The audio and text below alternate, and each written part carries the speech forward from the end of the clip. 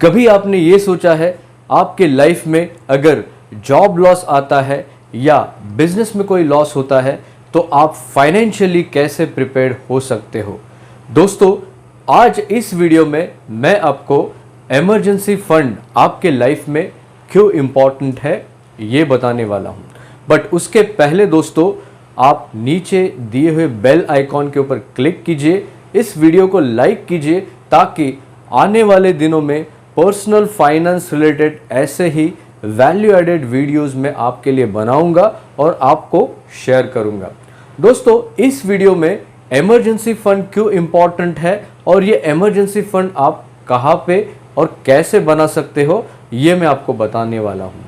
मान लीजिए अगर आपके ऊपर फैमिली आपकी फाइनेंशियली डिपेंड है और आपके इंटायर इनकम के ऊपर आपका घर चल रहा है, तो वहाँ पे आपका हाउस होल्ड एक्सपेंस हो सकता है, आपका लाइफस्टाइल एक्सपेंस हो सकता है, आपकी लायबिलिटीज़ हो सकती है और उसके साथ आपके बच्चों का एजुकेशन हो सकता है, इंश्योरेंस का प्रीमियम हो सकता है।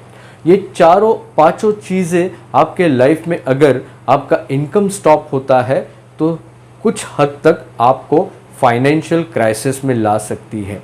अगर आपको इस सारी चीज़ों में से, इस प्रॉब्लम में से अगर बाहर जाना है तो आपको आपका खुद का इमरजेंसी फंड क्रिएट करना बहुत ज़रूरी है।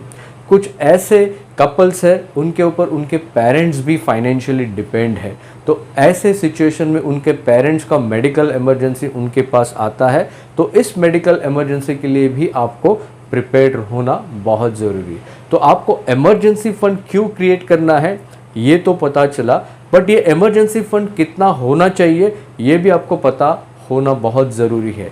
जैसे कि आपका house hold expense, lifestyle expense, आपके बच्चों का स्कूल का फीस, आपकी लायबिलिटीज़, आपका इंश्योरेंस प्रीमियम, अगर मान लीजिए महीने का मंथली आपका 50,000 रुपीज़ का है तो एटलीस्ट आपको आपके महीने के एक्सपेंस का 3 गुना इमरजेंसी फंड आपको क्रिएट करना बहुत ज़रूरी है। सो 50,000 इंटू 3, 1,50,000 का मिनिमम इमरजेंसी फंड आपके बैंक अकाउंट में होना बहुत ज़रूरी है, ताकि ये कुछ भी दिक्कतें फाइनेंशियली आपके लाइफ में आती है तो इन दिक्कतों के लिए आपको 3 मंथ्स का मिनिमम टाइम फ्रेम होता है। आप इस 3 मंथ्स का इमरजेंसी फंड अचीव करने के बाद आप उसको 6 मंथ तक बढ़ा सकते हो। जैसे जैसे आपका इमरजेंसी फंड बिल्ड होता है उसके बाद आपका फोकस आपके एसेट्स क्रिएट करने के लिए आप लगा सकते हो। सो जहाँ तक इंडिया में देखा जाएगा तो इंडिया एसेट रिच और कैश पुअर कंट्री है और बहुत कम लोगों के पास इमरजेंसी फंड उनके पास रहता है। तो ऐसे सिचुएशन में आपको इमरजेंसी फंड क्यों इम्पॉर्टेंट है वो तो पता चला, वो कितना होना चाहिए ये भी आपको पता चला। अब बारी आती है ये इमरजेंसी फंड आपको कहाँ पे रखना है। दोस्तों, ये इंटायर इमरजेंसी फंड आपका लिक्विडिटी के लिए बहुत ज़रूरी है। इसका मतलब ये इमरजेंसी फंड आपको किसी रिस्की एसेट क्लास में बिल्कुल भी इन्वेस्ट नहीं करना है, जैसे कि स्टॉक मार्केट, म्यूचुअल फंड, इस एसेट क्लास में ये इमरजेंसी फंड आपको इन्वेस्ट नहीं करना है।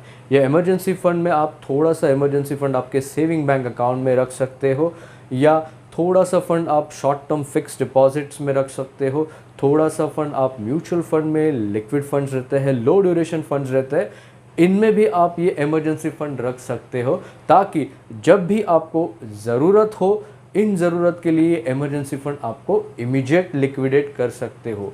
जैसे कि लिक्विड फंड में अगर या लो ड्यूरेशन फंड में आप पैसा ये रखते हैं तो उसमें आपको बैंक के सेविंग अकाउंट से 2-3% ज़्यादा रिटर्न मिल सकता है, और ताकि ये पैसा भी आपको विड्रॉल के वक्त विदिन 1 डे आपके अकाउंट में वो क्रेडिट होता है।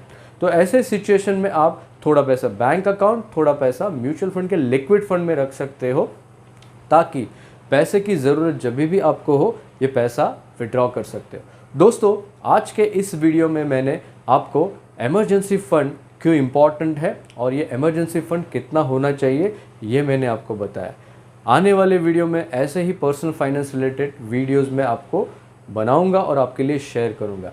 तब तक के लिए दोस्तों, thank you very much. Bye bye, take care.